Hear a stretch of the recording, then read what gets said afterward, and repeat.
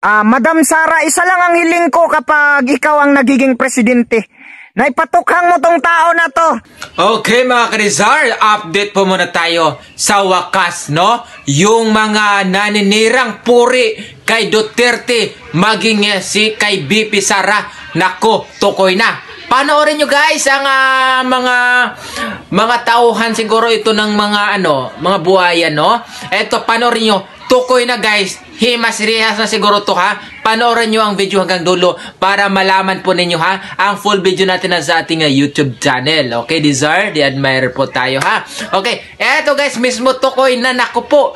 Grabe ang pang-iinsulto sa mga Duterte. Pero ngayon, magsisisi kaya siya? Dahil nako, hindi pa palagpasin ni Duterte ang kanyang ginawa. Nako, panoorin nyo po, napaka-exciting part na po ng ating mga bashers, no? Talagang may action na dito. May action na. Panoorin nyo po ang full video. Okay? Go ahead dito. Eto guys mismo, tingnan nyo yan. Madam Sara, isa lang ang hiling ko kapag ikaw ang nagiging presidente. Naipatukhang mo tong tao na to. Kasi baka nagpulburon yan. Grabe yan makapanglait sa mga Duterte. Pati mga supporters ng mga Duterte nilalait niya. Kapag tinukhang nyo yan, pasukin nyo yung bahay niya, tapos i-drug test nyo kagad.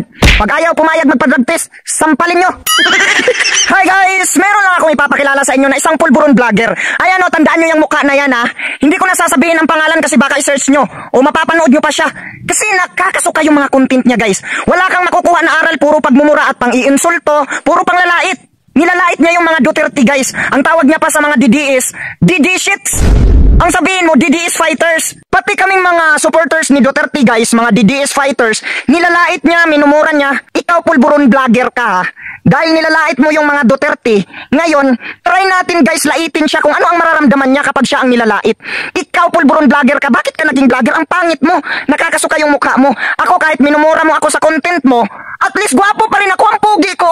Oh, ikaw, ang pangit mo, nakakasuka yung mukha mo. Tingnan niyo yung mukha na yan guys, oh, pangit na nga yung mukha, pangit pa yung ugali.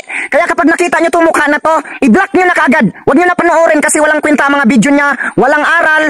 Tapos puro panglalait yan, puro pagmumura. Minumura niya yung mga Duterte, lahat. Si Inday Sara, si Tatay Digong, minumura niya. Nilalait niya yan guys. Kaya i-block niyo na yan, walang kwenta yan. Maiinis lang kayo sa video niyan. Bakit pa naging vlogger to? Pangit naman yan. Ganito na lang sa lahat ng nag-subscribe nito sa pangit na to.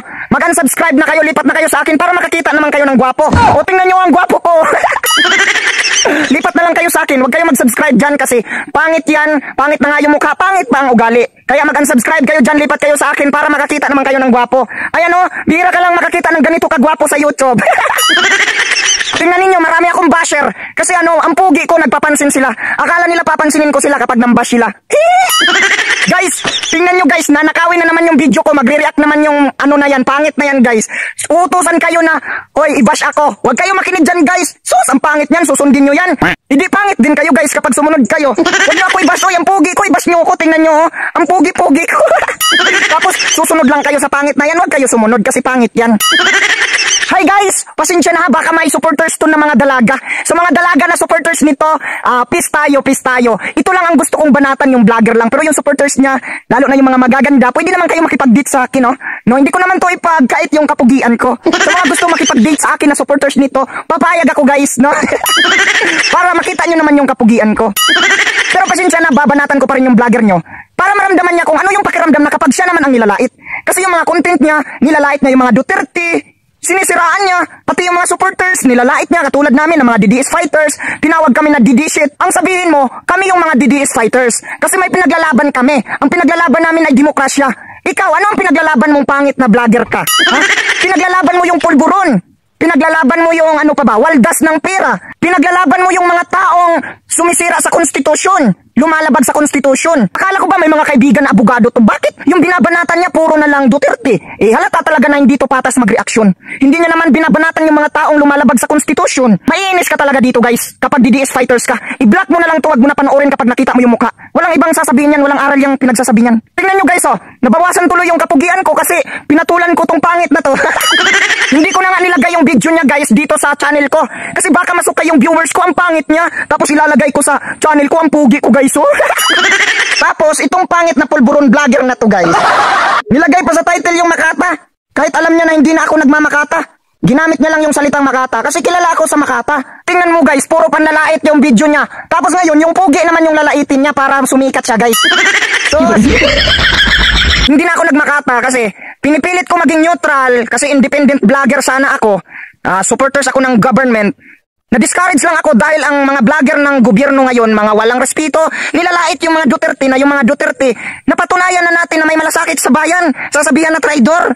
Ano ang napatunayan ninyo na may malasakit kayo? Ang mga Duterte may napatunayan na tapos lalaitin ninyo, sisiraan ninyo. Sinisikap ko noon maging neutral, pero itong mga pangit na reactionist na katulad nito guys, na nakawin yung Makata video ko, ire-react nila, mawawala na yung pagiging neutral kasi kung ano-ano lang yung pinapaliwanag nila. Nakikisakay lang sa Diyos. Imbis na pinilit ko maging neutral, nasisira pa yung pangalan ko dahil sa reactionist na katulad nito.